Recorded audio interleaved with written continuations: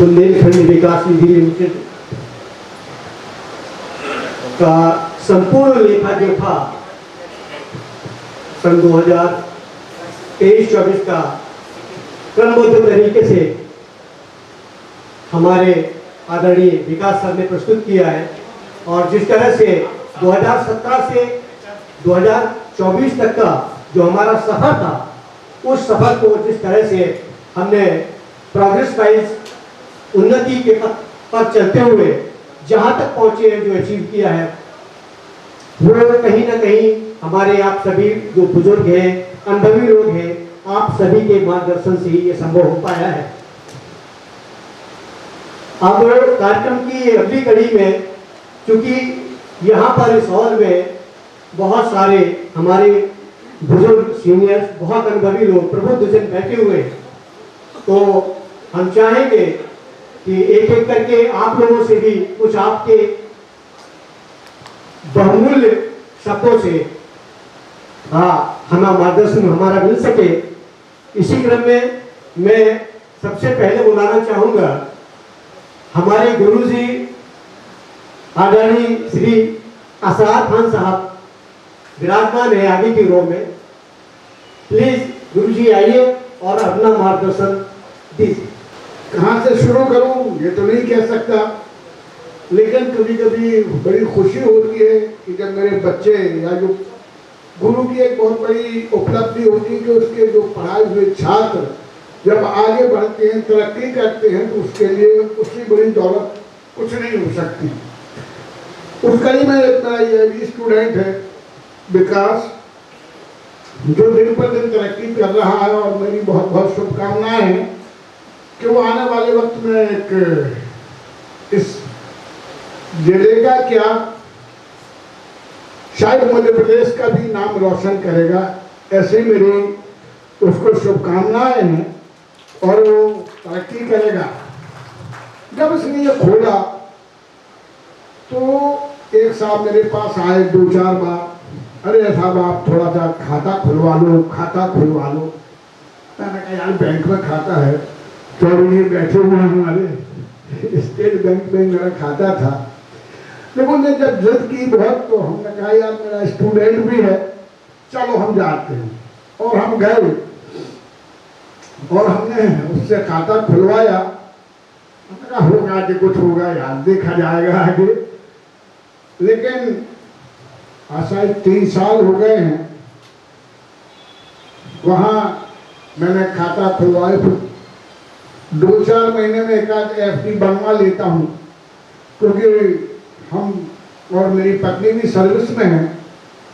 तो क्या FD बन गई है मुझे नहीं मालूम, ये मैं सच बता रहा हूँ। पैसा कुछ का तो मैंने 1 लाख किया यार विकास इसको खोल दी, उसने खोल दिया और हमने FD ले जाके बच्चों को दे दिए, भैया ले पकड़ो। बोले तुम कहाँ से पैसा जोड़ लेते? अरे हमने कहा यार तुम्हें क्या करना, तुम रख लो। अभी भी मैं 1-2 महीने में शायद 1 FD फिर बनवाऊंगा, तो शायद मेरी FD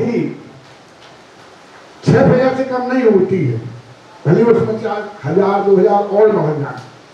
लेकिन एक बात और भी कहना है यार, हमने इतनी FD बनवाई है और तुम इसमें बता रहे हो कि 10.75% हो गया है, तो हमें तो लॉस हो रहा है कि नहीं हो रहा?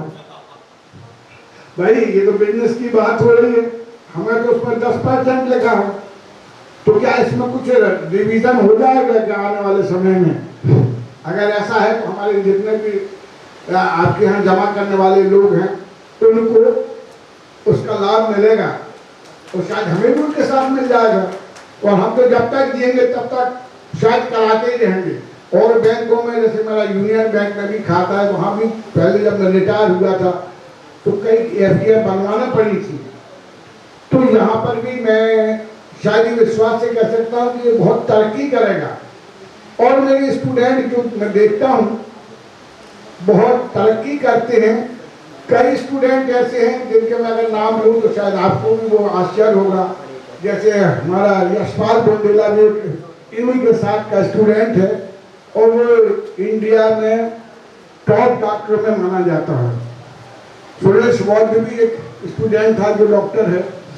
एक बार मेरे एक रिश्तेदार के बच्चे की तबीयत खराब हो गई तो मैं गया उसके घर।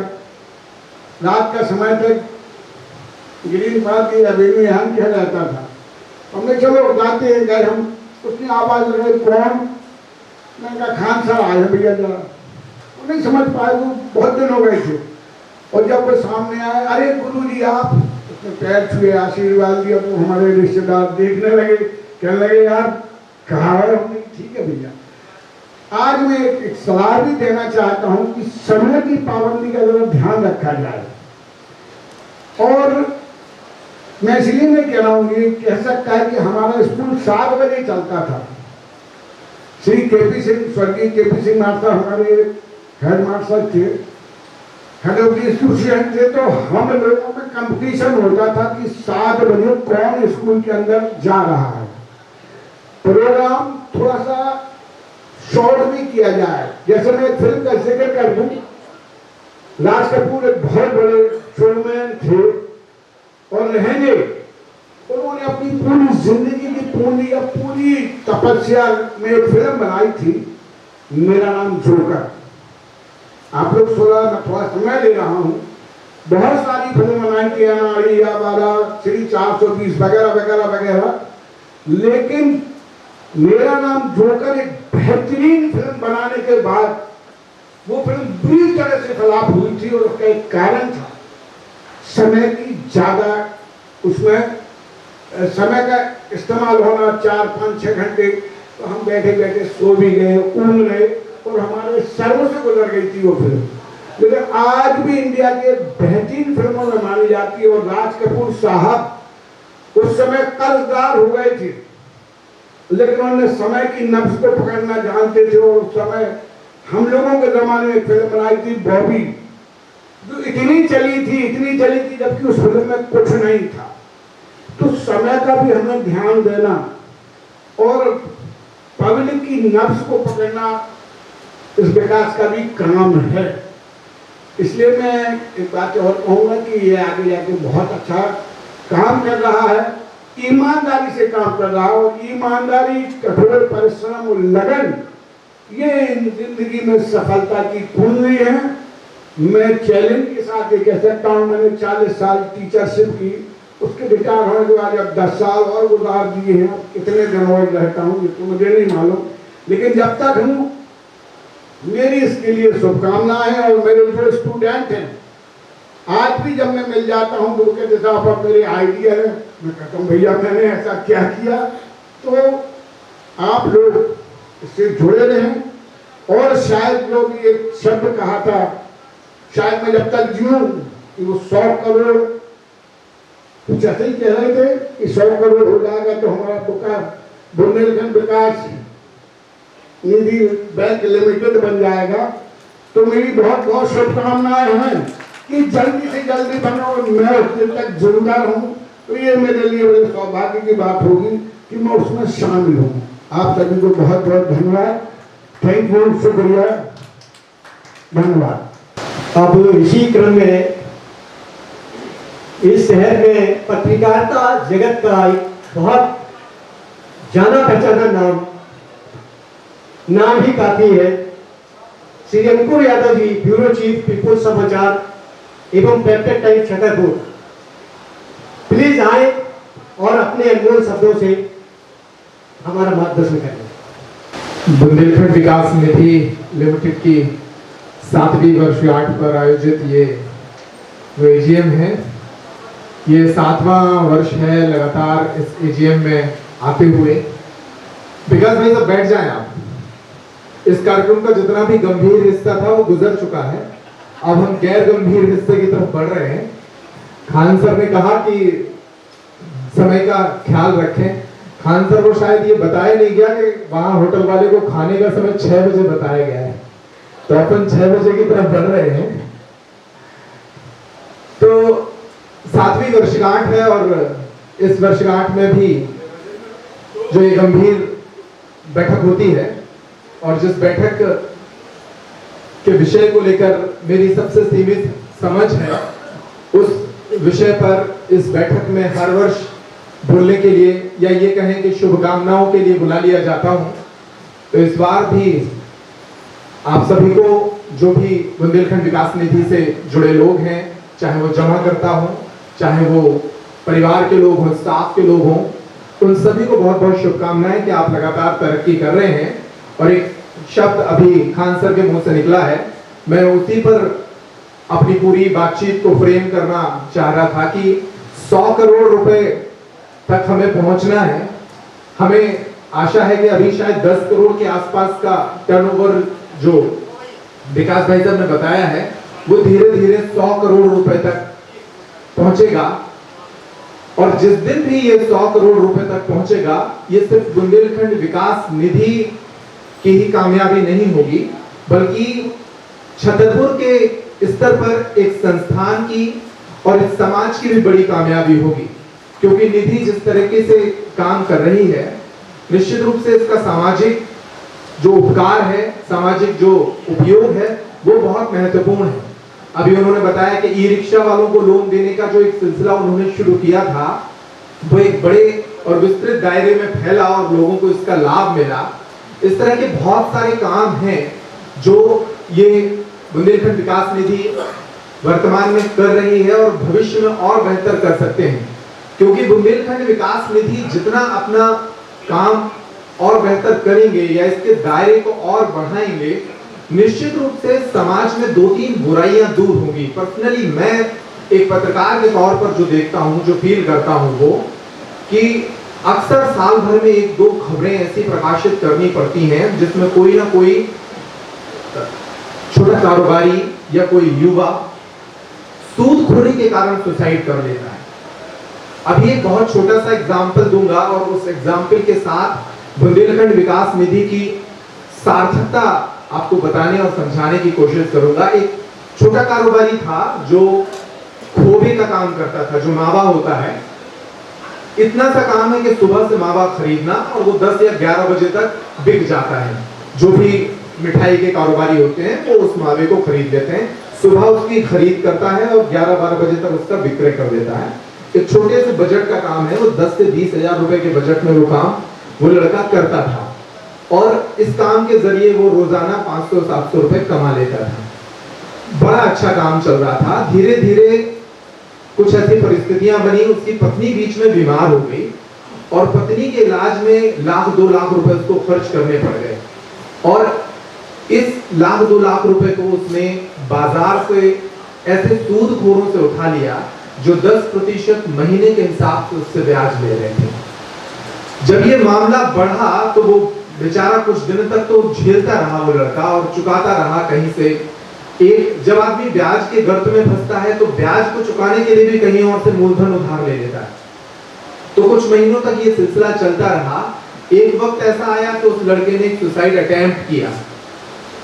सौभाग्य से वो मरने से तो बच गया, लेकिन वो अटेम्प्ट बता रहा था कि वो किस मानसिक पीड़ा से गुजर रहा था। जब उस परिवार ने ये किस्सा मुझे बताया और ये पूरी परेशानी बताई, तो वो मदद चाहते थे मुझसे कि इस मामले में आप थोड़ा मदद करें और जो सूदखोर इन्हें परेशान कर रहा है आप उसको समझाएं तो शायद इसकी जान बच जाए। तो मैं जैसा आमतौर पे एक समाज को लगता है कि भाई पत्रकारों को पता लग गया अब मामला बिगड़ जाएगा, तो मैंने उसी अंदाज में फिर उनको महोदय को, वो सूदखोर जो थे, उनको समझाया कायदे से, डरा कर धमका कर, और उनका पूरा ब्याज छुड़वाया। तब जाके उस लड़के ने चैन की सांस ली और फिर धीरे धीरे उनका मूलधन चुका।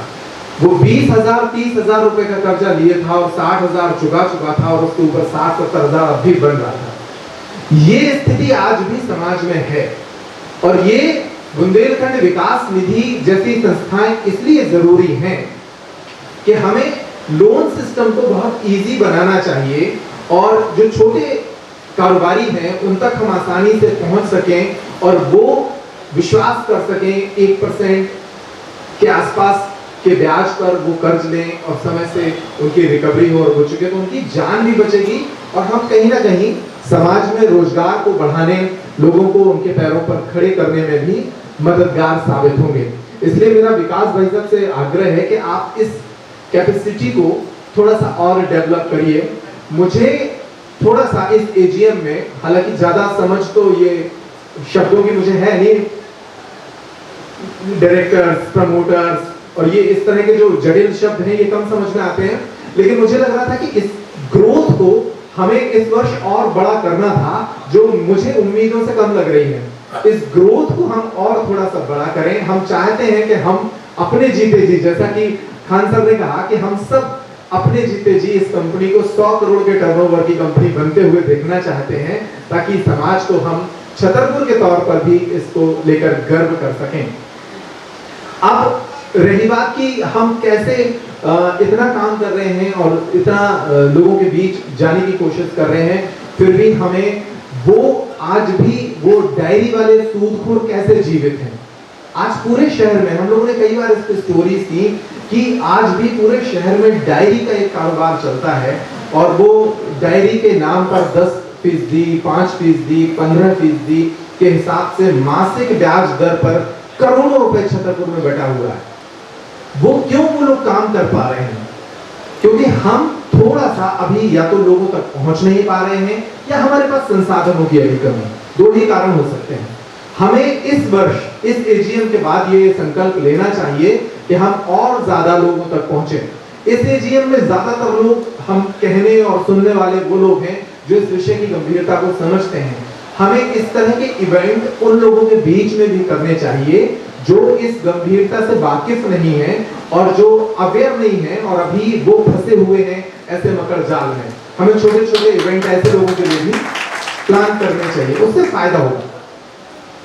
अच्छा, मैं तो थोड़ा सा इस विषय को तो नहीं समझता, लेकिन ह्यूमन साइकोलॉजी बहुत बड़ी चीज होती है। अगर आप ह्यूमन साइकोलॉजी को समझें तो बहुत आसान होता है अपने प्रोडक्ट को किसी को बेचना, या आप अपनी मनचाही डील किसी से क्रैक करा लें।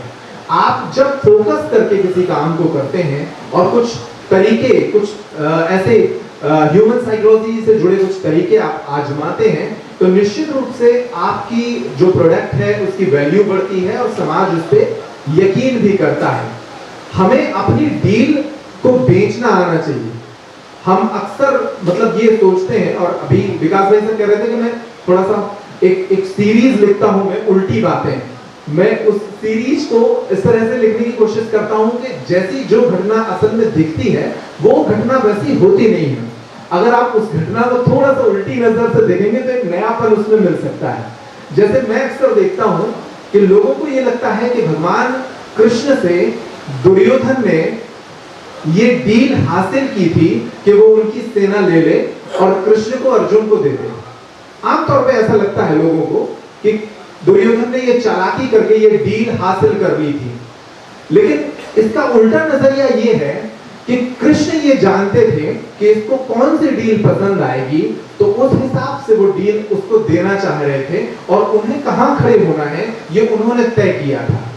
उदाहरण के तौर पर आप अगर किसी बच्चे को ये कहें कि मैं तुम्हें 5 केले दूंगा, अगर तुम 5 इन 3 में से कोई एक काम करके आओगे तो मैं तुम्हें 5 केले दूंगा या कोई भी उपहार दूंगा, और आप बच्चे को एक डील दें, इन 3 में से आपको कोई एक काम करना है। आप या तो 5 किलोमीटर दौड़ कर आइए, या 100 पुशअप्स लगा लीजिए, या अंग्रेजी की 10 स्पेलिंग याद कर लीजिए। तो आप बच्चे हैं या बच्चा जो भी होगा, जाहिर तौर पर इन 3 में से कौन सा काम चुनेगा? वो 10 स्पेलिंग याद कर लेगा। वो 5 किलोमीटर दौड़ने और 100 पुशअप्स लगाने से बचेगा और 10 मीनिंग याद कर लेगा। क्यों? क्योंकि हमारा दिमाग हमेशा ऑप्शंस के बारे में काम करता है, और ऑप्शंस के हिसाब से जो डील मिलती है उसको क्रैक कर लेता है। वही खेल जो कृष्ण ने दुर्योधन के साथ खेला था। उन्हें पता था कि जो आदमी 5 गांव देने को तैयार नहीं है, उस आदमी के सामने क्या चीज वैल्यू करती है, वो कितना लालची किस्म का इंसान हो सकता है, और उसके लालच का स्तर क्या होगा। अगर वो दुर्योधन को ये डील देते कि तुम या तो मुझे ले लो या बलदाऊ को ले लो, तो निश्चित रूप से दुर्योधन फिर कृष्ण को लेता। लेकिन उसको डील ये दी गई थी कि या तो पूरी सेना ले लो या फिर मुझे ले लो, तो उसने डील को क्रैक किया कि सेना, क्योंकि उसके लालच के स्वभाव से कृष्ण वाकिफ थे। कहने का तात्पर्य यह है कि हम बहुत आसानी से अपने प्रोडक्ट को बेच सकते हैं अगर हम थोड़ा सा एज्यूम करें कि हमारा कस्टमर चाहता क्या है।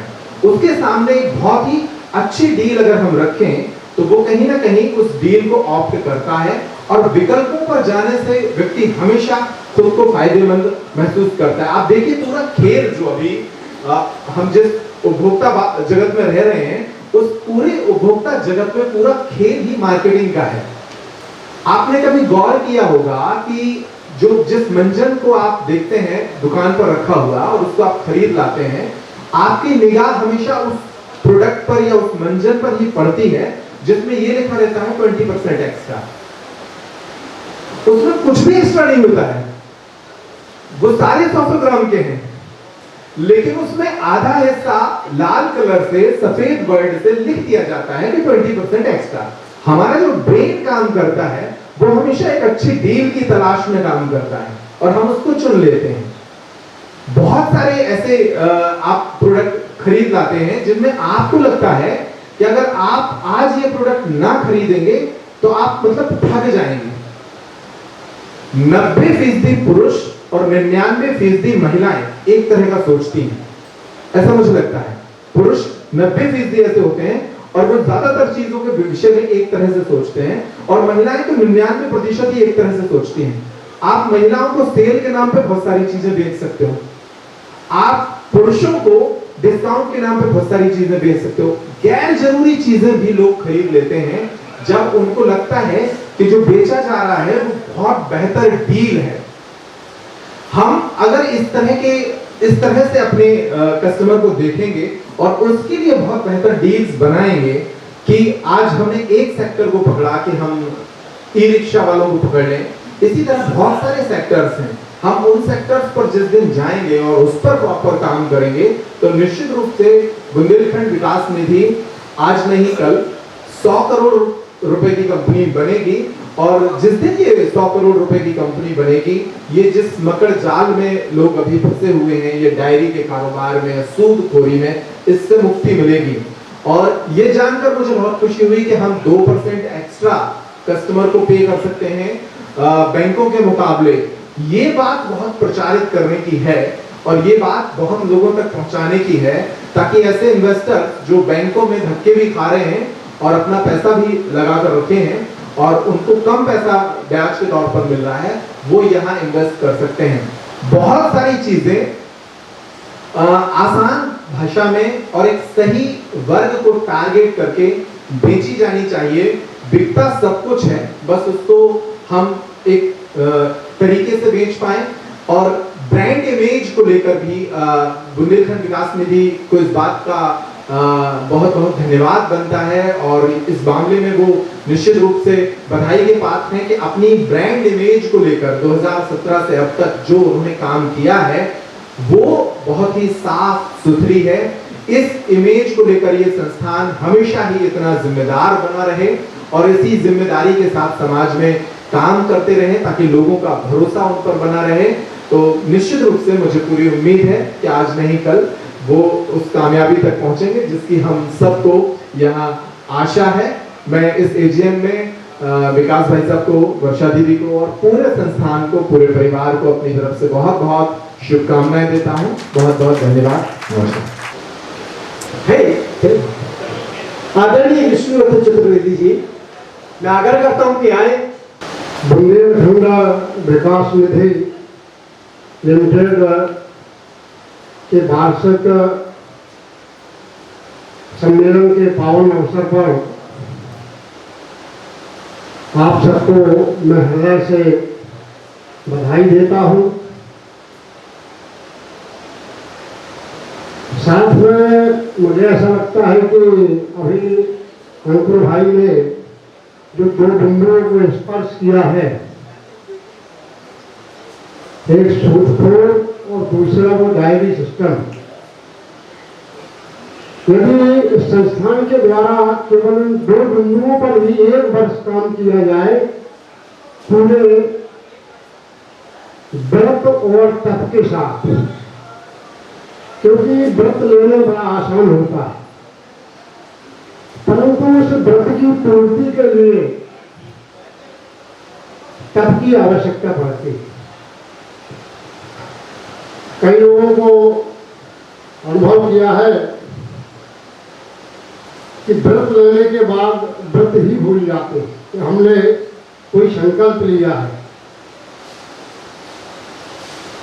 किसी भी वित्तीय संस्था या सामाजिक कार्यकर्ता,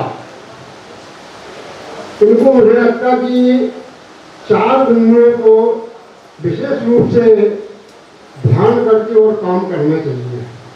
सामान्यतः लोग प्रतिभा को पहले क्रमांक पर रखते हैं, जबकि सत्य ये है कि चाहे वो सामाजिक संस्था हो या वित्तीय संस्था, समय पहली प्राथमिकता होती है। जो हमारे तरफ जिम्मेवारी है, चाहे वो फील्ड वर्कर की हो या किसी अधिकारी की हो या किसी भी श्रेणी के अधिकारी की हो या कर्मचारी की हो, उस काम के लिए हम कितना समय दे रहे हैं। तो पहला बिंदु जो है वो है समय। दूसरा सामान्य समझदारी। हमारी वित्तीय संस्था है, कम पढ़े लिखे लोग भी बैंकों में आते हैं, तो क्या हमारी संस्था उनके मनोभाव को समझते हुए तुरंत दादाजी आइए और फार्म भरना है, अब बैठिए, फार्म भरने वाला भी हो, तुरंत उनको इतनी उनके मन की समझते हुए वो एक कुर्सी पर बैठे रहे और पूरा काम उनका वहां से हो जाए, तो मुझे लगता है कि एक विश्वास जागृत होगा उनके मन में। तो पहला है समय, दूसरा सामान्य समझदारी, तीसरा दायित्व बोध। हमारी तरफ जो काम है, चाहे वो क्लरिकल स्टाफ का हो, चाहे फील्ड वर्कर का हो, चाहे ऑफिसर का हो, हमें उसको गहराई से गहनता से समझने की आवश्यकता है। अपने पूर्ववर्ती अधिकारियों से या जो अनुभव प्राप्त लोग हैं उनसे जानकारी अर्जित करके और अपने दायित्व बोध का यदि हमें गहराई से ज्ञान है तो काम करने में सफलता होगी। चौथे क्रमांक पर आता है प्रतिभा। पहला समय, दूसरा सामान्य समझदारी, तीसरा दायित्व बोध और चौथा प्रतिभा। इन 4 बिंदुओं को आधार मान करके व्रत और तप को एक सहयोगी के रूप में अपने मन मस्तिष्क में रख करके, और जो अंकुर भाई ने 2 बिंदु बोले थे, जो अपने यहाँ की समस्या भी है, खासतौर से छतरपुर नगर की समस्या तो है, अगर इसको अगर लक्ष्य करके 1 वर्ष काम करेंगे तो मुझे लगता है कि जो अभी टर्नओवर 10 करोड़ के समथिंग है, 1 वर्ष में ही इसको 20 तक ले जाया जा सकता है, ऐसा मुझे विश्वास। आदरणीय विष्णुदत्त चतुर्वेदी जी और भाई अंकुर यादव ने जो सुझाव दिए हैं, निश्चित तौर पर उन पर अमल किया जाएगा। और ये जो बैठक इस तरह की आयोजित की जाती है, उसके पीछे उद्देश्य भी यही है कि समाज के लोगों के द्वारा बहुमूल्य जो सुझाव दिए जाएं, उनको अपनी कार्य प्रणाली में हम शामिल करें। ये जो टर्नओवर की बात है, ये केवल क्योंकि समस्या यहाँ ये थी कि जिस एक्ट में हम अभी काम कर रहे थे, वो एक्ट हमें ब्रांच के रूप में जाने की परमिशन ही नहीं दे रहा था। तो ये एक ऑफिस का टर्नओवर है केवल। यदि सपोज करें अब हम क्रेडिट कोऑपरेटिव सेक्टर में गए हैं, यदि इसी तरह की हमारी 4 या 5 ब्रांचेस और हो जाए तो 100 करोड़ का टर्नओवर 1 साल में लेना मुझे नहीं लगता कोई बहुत बड़ी बात है। क्योंकि एक हमारा कार्यकर्ता है, वो कितना दौड़ेगा। छतरपुर शहर ही आज इतना बड़ा हो गया है कि पहुंचते पहुंचते पर्याप्त समय पूरा साल निकल जाता है। फिर सुदूर इलाके जैसे बक्सवाहा, गौरीहाट, बहुत बड़े इलाके, छतरपुर जिला बहुत बड़ा जिला है। जब हमारी ब्रांच लवकुश नगर में काम करेगी, बड़ा मलहरा में काम करेगी, इधर नौगांव में काम करेगी, तो हर पालपुर भी कवर हो जाएगा, उधर लवकुश नगर से गौरीहाट भी कवर हो जाएगा, और बड़ा मलहरा से हम बक्सवाहा की पहुंच भी कर लेंगे। और निश्चित तौर पर बहुत बड़ा मार्केट है, अनटैप्ड मार्केट है। हम लोग इस चीज को समझ रहे हैं और आज इसीलिए इतनी मेहनत करके यहाँ तक आ गए हैं कि अब पंख, इसको कहते हैं पंख पसारना, अपने विंग्स को ओपन करना। अब ये यहाँ से एक अंतहीन दौड़ और अंतहीन उड़ान हम शुरू करेंगे, और आप सभी लोगों का विश्वास रहेगा तो निश्चित तौर पर 100 करोड़ की कंपनी बनाना, ग्रुप को बनाना, ये हमारा टारगेट भी है, ये हमारा लक्ष्य भी है और ये हम सभी का जीवन दर्शन भी होना चाहिए। सोते जागते जैसे भी हो हम इस लक्ष्य को अपने अंदर धारण करें। स्वामी विवेकानंद का एक उदाहरण मैं आपको देना चाहता हूँ। उन्होंने एक बार कहा था कि यदि कोई भी लक्ष्य आपको मिले तो उसको सबसे पहले अपने मस्तिष्क को बताओ, उसके बाद शरीर के हर बिंदु तक, हर रक्त की हर बूंद तक, हर कोशिका तक, हर शिरा तक उस उद्देश्य को पहुंचा दो और सोते जागते केवल यही ध्यान रहे कि हमें ये लक्ष्य प्राप्त करना है। तो आप देखेंगे आप उस लक्ष्य को प्राप्त कैसे करेंगे। यदि लक्ष्य पवित्र है तो कायनात पूरी सृष्टि उस उद्देश्य को पाने में आपकी सहायता में लग जाएगी और ये बिल्कुल यथार्थ है। तो इसी विश्वास के साथ मैं और सभी लोगों को यह आश्वस्त करना चाहता हूँ कि आपकी आशाओं पर हमेशा खरे उतरेंगे और आगे बढ़ने की हमेशा कोशिश करेंगे। मैं आप लोग सभी लोगों को सूचित करते हुए हर्ष का विषय भी है कि हमारी टीम में एक हमारा छोटा भाई जिसने पिछले साल हमें ज्वाइन किया था और उसको रिकवरी टीम में हमने स्थान दिया था, वंशज खरे, वो इस बार उनका चयन केंद्रीय सहकारी बैंक टीकमगढ़ में शाखा प्रबंधक के पद पर हुआ है। तो मैं चेयरमैन सर से चाहूंगा कि वो बच्चे को पुष्प देकर सम्मानित करें। कार्यक्रम के अगली कड़ी में मैं बुलाना चाहूंगा रिटायर्ड एग्जीक्यूटिव इंजीनियर, हमारे मार्गदर्शक डायरेक्टर माननीय श्री एच.एस. द्विवेदी जी को। द्विवेदी जी आए और अपना मार्गदर्शन हमें दें। आदरणीय द्विवेदी। इस साधारण सभा के अध्यक्ष श्री चौबे जी, हमारे सभी साथीगण और समस्त स्टाफ, आज बुंदेलखंड विकास निधि के 7वें पादान पे हम पहुंच गए हैं और अब इसी विधि से यदि हम चलते गए तो शीर्ष पर जाने में कोई हमें रोकने वाला नहीं है। जो सहयोग और साथ हमारे साथियों ने और खासकर विकास जी के मार्गदर्शन में जो चल रहा है और इस कारण हम 100 करोड़ का जो लक्ष्य है वो जल्दी ही पार कर पाएंगे और हमारा सभी का सहयोग के साथ रहेगा। तो हम इस तरह के कई 100 करोड़ के जो है लक्ष्य को प्राप्त कर पाएंगे। इसलिए सबको मैं इसी आशा के साथ आपको सबको सहयोग के लिए धन्यवाद देता हूँ और आगे भी जो है इसी तरह से कार्यक्रम मिलते रहेंगे हर एक एरिया में। Thank you. बहुत बहुत धन्यवाद आदरणीय द्विवेदी जी। और इसी कड़ी में अब मैं बुंदेलखंड विकास निधि लिमिटेड की डायरेक्टर, हमारी मार्गदर्शक आदरणीय श्रीमती सुधा चौबे जी, मुंबई जी, मैं निवेदन करूंगा कि आप आए और अपने शब्दों से, बहुमूल्य शब्दों से हमें आशीष दें और मार्गदर्शन प्रदान करें। आदरणीय मुंबई जी। बुंदेलखंड विकास निधि लिमिटेड की वार्षिक आम सभा पर आप सभी लोगों का स्वागत, वंदन और अभिनंदन। अभी इतने देर से आप देख रहे थे और विकास जी ने पूरा वार्षिक जो है 2017 से लेके और 2024 तक सभी लेखा जोखा आपके सामने प्रस्तुत किया।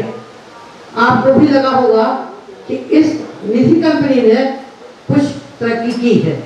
जहाँ तक सबसे बड़ी बात जो है, जो अंकुर जी ने कही है, वो बात हम बहुत पहले से कह रहे थे। इन्होंने ये कहा था कि ये जो है एक कपड़े की साड़ी की दुकान होती है, महिलाएं बैठती हैं, विभिन्न तरह की साड़ियाँ दिखाई जाती हैं, पर उनके दिखाने का जो तरीका होता है वो अलग होता है हर किसी का। साड़ियाँ तो अलग होती है पर तरीका अलग होता है। कहीं बहुत भीड़ होती है दुकान पर और कहीं कम होती है, क्योंकि दिखाने वाले न झिल्लाता है न चिल्लाता है। आप ढेरों साड़ियाँ देख लो, उठा के पटो के घड़ी बना के रख देता है उसे।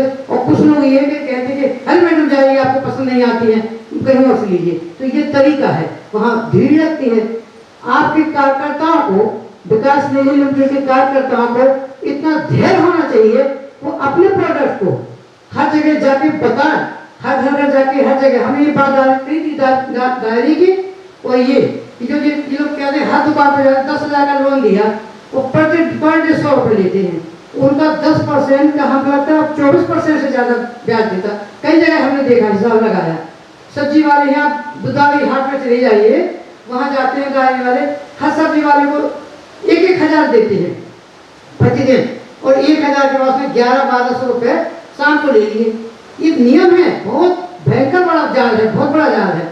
तो ये जो है हम कर सकते हैं, लेकिन इन्होंने शायद बताया था कि ये हमारे इसमें शामिल नहीं है, शायद ये क्या शामिल, और अगर शामिल है तो ये करना चाहिए। ये बहुत बड़ी बात इस सर ने भी बताई है, आपने भी बताई है। ये विशेष बात है कि अपन छोटे छोटे प्रोडक्टों को अपने साथ रखें। अगर आपने 1 लाख लोन दिया और किसी को 10-10 हज़ार का दिया, मान लीजिए 10 हज़ार में आपका एक लोन सक्सेस नहीं हो पाया, तो 1 लाख से अच्छा 10 लोगों को लोन दूंगा, लेकिन उसमें समय लगेगा, आपकी कार्यकर्ता लगेगी, कार्यकर्ता का बोर्ड लगेगा कि आपका उनका व्यवहार इतना अच्छा होना चाहिए कि वो अपने प्रोडक्ट को समझाएं, उसकी अच्छी तरह से और वो प्रभावित करें, और वो लेने के बाद उनको रिकवरी करें। रिकवरी का बहुत बड़ा महत्व है।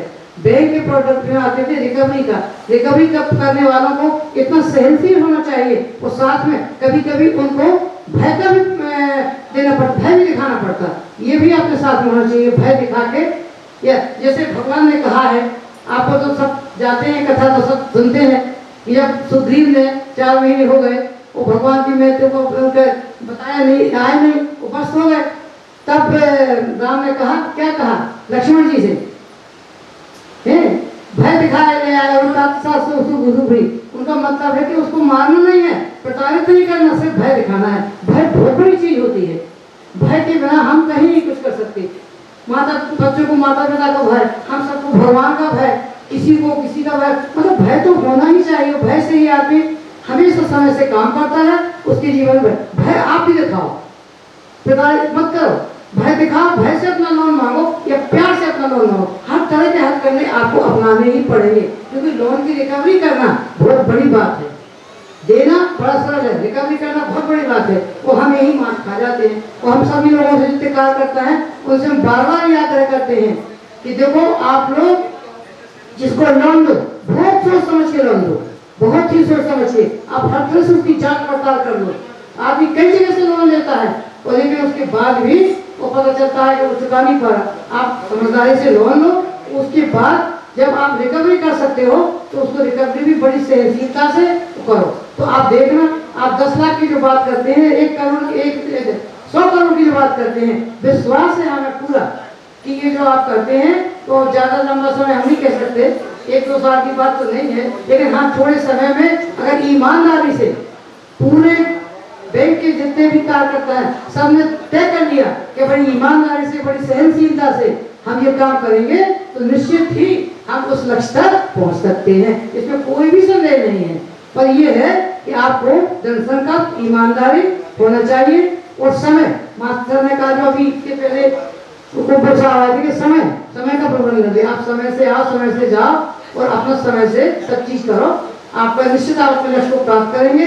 निश्चित ही ये विकास ने जो ये कंपनी बनाई है, और आप सब लोगों का सहयोग, खाली विकास कुछ नहीं कर सकते, कोई भी व्यक्ति, एक व्यक्ति कुछ नहीं कर सकता जब तक इस संस्था में संस्था के लोग जुड़ते हैं, ईमानदारी से वो अपना काम करते हैं, तो वो संस्था दिनों दिन आगे बढ़ती है। हम सभी सहयोगियों कह रहे, वो कार्यकर्ताओं को, सहयोगियों को, कि वो ईमानदारी से कभी भी काम करें, ईमानदारी से समय से आए, बड़ी ईमानदारी से काम करें, और यही हमारा कहना है। बाकी आप सब लोगों ने सब सुना है, बड़े बड़े लोगों ने बोला है, विकास ने सारा आपको जितना भी आप वो है, आप बैंक का लेखा जोखा सब प्रस्तुत किया है।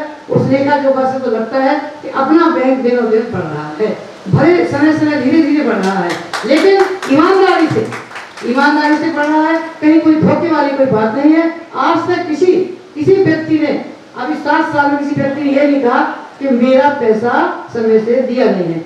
इनका पैसे नियम है कि पैसा पूरा होता है, आपके खाते में चला जाता है, आपको पता नहीं है आपके पैसे में, आपका पैसा पूरा हुआ, डिपॉजिट आपके खाते में चला गया। ये बहुत बड़ी ईमानदारी है। वरना और कई बैंक है सरकारी, अभी एक बैंक में हमारी बेटी का पैसा जमा, HDFC, कौन सा बैंक है वो, हाँ IDBI बैंक में इतनी परेशान हुई, उसका एक डिपॉजिट था जो उसने 5 साल तक 30,000 रुपए जमा किए थे, और उसमें उसने कहा था कि हम इतना ब्याज देंगे, 1 साल बाद निकाल लेना। 1 साल बाद है तो ब्याज उठते ही इतना परेशान किया उस लड़की को कि हम लोग परेशान हुए। जब इन्हें विकास के भोपाल में किसी डायरेक्टर को फोन किया, उनके द्वारा वो पैसा निकाला गया, तो उसने लगे हाथ तुरंत 4-5 हजार रुपए ऐसे काटे, तो फटाफट काटे, पूरा खाता बंद कर, पूरे पैसे भर। मतलब इतनी परेशानी हुई बैंक, जबकि यही बैंक है, मतलब बड़े बड़े बैंक, ये होता है। और यहाँ देखो, एक नया पैसा का कहीं भी किसी तरह से हेर फेर आपको नहीं मिलेगा। ईमानदारी से है, ईमानदारी से काम होता है, परिश्रम भी करते हैं। आप और थोड़ी मेहनत करें, और ये जो प्रोडक्ट अगर आपको लागू होते हों, आपके नियम के हिसाब से आपके बैंक में ये शामिल हों, तो इन प्रोडक्टों पर विशेष ध्यान दें। जो कि जी ने कहा है, सबने कहा है, बहुत ही पहले कह चुके हैं, ये छोटी छोटी चीजें हैं, पर ये वास्तव में बहुत फायदे की चीजें हैं, बहुत ही फायदे की चीजें हैं। आप इनको करो, मार्केट में फैलाओ, इनमें थोड़े कार्यकर्ता आपको बढ़ाने पड़ेंगे, ईमानदारी वाले, और जो अच्छी बात को अच्छे से प्रस्तुत कर पाए, ऐसे लोग बढ़ाने पड़ेंगे, लगाने पड़ेंगे। और दिनों दिन आप उनके पास जाइए, और जो उनसे समझाइए कि जो आप ब्याज देते हो उसमें हम आधा % कम लेंगे, आधा % कम लेंगे हम ब्याज, और जिसको जो जाए रिकवरी करने देने, उनसे कहो कि आपको आधा % हम सबसे ज्यादा देंगे, उनको आधा % ज्यादा दो, उनसे आधा % कम लो। तो ये थोड़ा जो लालच रहेगा, जैसे आप 2% ज्यादा ब्याज देते हो, आपके पास डिपोजिट आता है, उनको भी यही कहना है। आप जो उनको डायरेक्ट डायरी वालों को लोन देते हो, वो जो ब्याज देते हो, आप उससे कम ब्याज में आपको देंगे, उससे कम ब्याज देंगे। ये प्रलोभन देके आप उनके उसका आपको देखो, आपके पास आएंगे, तो जहाँ उन्हें पता चलेगा कि हमें कम ब्याज मिलता है, पैसा आसानी से मिलता है, निश्चित आपको मार्केट में काम मिलेगा। और घुसना पड़ेगा, उसमें घुसना पड़ेगा, सर्वे करना पड़ेगा, पता लगाना पड़ेगा, निश्चित ही इसमें प्रगति मिलेगी। बहुत बहुत शुभकामनाएं आपको, बहुत बहुत बधाई। आपने अपना बहुमूल्य समय निकाल के इस संस्था को गौरवान्वित किया है। हमेशा आप लोग आते, कुछ लोग तो इतने हमेशा आते हैं, और इस तरह से आशीर्वाद दो बच्चों को, ताकि वो दिन पे दिन तरक्की करें, ईमानदारी से काम करें और मेहनत से काम करें। बहुत बहुत धन्यवाद। किसी भी संस्था का जब जन्म होता है तो उसको प्रारंभ करने वाले कुछ चुनिंदा लोग होते हैं, धीरे धीरे समाज के लोग जुड़ते हैं और उसको आगे बढ़ाते हैं। किसी भी आंदोलन के लिए ये बात सही है, किसी भी संस्था के लिए ये बात सही है। यहाँ तक कि कुछ लोग हिंदुस्तान के बनने की कहानी जब बोलते हैं कि अकेला चला था जाने में मंजिल, लोग जुड़ते गए, काफिला बढ़ता गया, हिंदुस्तान बनता गया। उसमें एक लाइन ये भी जोड़ देते हैं। तो ये जो आंदोलन या ये संस्था जो आज आपके सामने जिसकी प्रस्तुति हुई, इसमें आप सभी लोग अपना सक्रिय सहयोग दें, अपना मार्गदर्शन दें, और आपके जो भी सुझाव अभी हमें प्राप्त हुए हैं, उसमें जो कुछ सुझाव एज पर एक्ट हमारे लिए एप्लीकेबल होंगे, वो निश्चित तौर पर हम उनको लागू करेंगे, और उसके परिणाम आपको अगले वर्ष दिखाई भी देंगे। और जो कुछ किसी कारण से हम पालन नहीं कर पा रहे हैं, उसको किसी और तरीके से किस तरह से हम एग्जीक्यूट कर सकते हैं, उन चीज़ों पर भी हम विचार करेंगे। निश्चित तौर पर ये संस्था और आगे बढ़ेगी, और बढ़ने के साथ में इसकी क्रेडिबिलिटी और बढ़े। आप सभी लोग और इस पर विश्वास अपना बनाए रखें, ये मैं आपसे आशा भी कर सकता हूँ और विश्वास भी कर सकता हूँ। आप सभी लोग इस कार्यक्रम में आए, पूरा आपने समय दिया, पूरे उत्साह से भाग लिया, और पूरा दिल खोलकर आशीर्वाद दिया। इसके लिए आप सभी लोगों का बहुत बहुत धन्यवाद और आभार। कार्यक्रम के पश्चात आप लोगों के लिए सुरुचि भोज की व्यवस्था भी की गई है, तो आप सभी लोगों से विनम्र अनुरोध है कि कृपया भोजन ग्रहण करने के पश्चात ही कार्यक्रम से प्रस्थान करें। एक बार फिर से आप सभी लोगों का बहुत बहुत आभार, धन्यवाद।